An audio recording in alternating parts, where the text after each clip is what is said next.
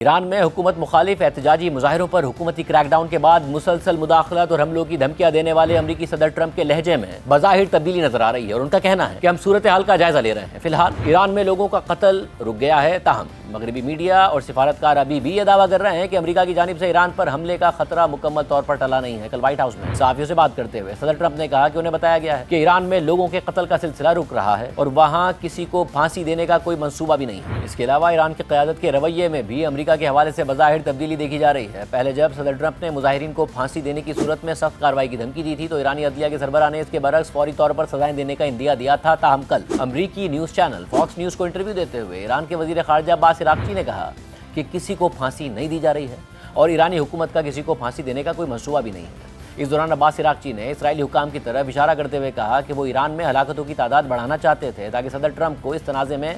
گھسیٹا جا سکے، لیکن ساتھ ہی عباس عراقچی نے انٹرویو کے دوران صدر ٹرمپ کو حملے کی صورت میں خبردار کرتے ہوئے کہا کہ جون میں کی گئی غلطی دوبارہ نہ دہرائیں۔ اگر آپ کسی ناکام تجربے کو دوبارہ آزمائیں گے تو اس کا نتیجہ بھی ویسا ہی نکلے گا۔ ایران نے ہمیشہ جنگ کے بجائے سفارتکاری کو ترجیح دی ہے۔ ایران میں مظاہرے فی الحال تھم گئے ہیں اور بظاہر امریکی صدر ٹرمپ کی دھمکیاں بھی کم ہو گئی ہیں، جبکہ ایران نے اپنی ایئر اسپیس کو بھی عارضی بندش کے بعد کھول دیا ہے۔ تاہم ایران کی صورتحال میں امریکی مداخلت اور حملوں کا خطرہ ابھی بھی برقرار ہے اور اسی سلسلے میں امریکہ خطے میں امریکی اڈوں سے محدود تعداد میں حملے کو واپس بلا رہا ہے۔ اس حوالے سے بین الاقوامی خبر رساں ادارے رائٹرز نے لکھا ہے کہ ایک امریکی عہدیدار کے مطابق امریکہ مشرق وسطیٰ میں اپنے فوجی اڈوں سے کچھ عملہ واپس بلا رہا ہے۔ یہ بات ایک سینئر ایرانی عہدیدار کے بیان کے بعد سامنے آئی، جس کے مطابق ایران نے اپنے پڑوسی ممالک کو خبردار کر دیا ہے کہ اگر امریکہ ایران پر حملہ کرتا ہے تو وہ امریکی اڈوں کو نشانہ بنائے گا۔ ایران کی قیادت ملک میں اب تک کی بدترین اندرونی کشیدگی کو قابو کرنے کی کوشش کر رہی ہے اور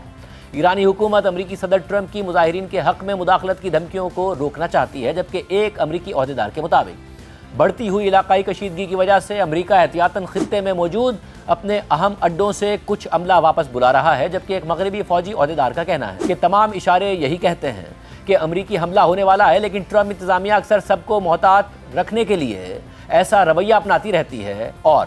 انپریڈکٹیبلٹی ٹرمپ انتظامیہ کی حکمت عملی کا حصہ ہے۔